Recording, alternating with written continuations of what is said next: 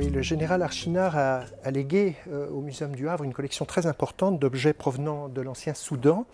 Et dans cette collection, il y a quelques beaux instruments de musique, dont un très connu en milieu bamana, qu'on appelle le ngoni, qui est une guitare à 4 cordes, qui malheureusement ici a perdu ses cordes, qui était tendue par des bagues en cuir sur le manche.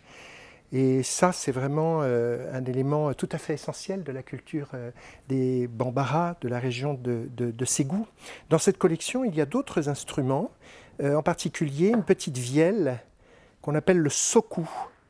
Il manque également les cordes et l'archet, mais ceci est un violon monocorde, une vielle monocorde, qui là est faite d'une calebasse. Ça pourrait être aussi bien fait d'une carapace de tortue ou bien d'un bidon en métal, on en connaît, avec une peau qui ici est tendue par des liens du type boyau.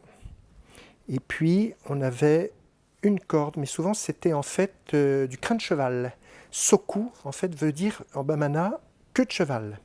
Dans cette collection, on le sait, on a des tambours, des sistres faits de rondelles de calebasse. Donc ces instruments, le ngoni, le sokou, les instruments de musique, en fait, sont l'apanage d'une caste qui est celle des griots, de musiciens hautement professionnels. Dans cette culture, comme dans celle des malinqués voisines, on est griot de père en fils.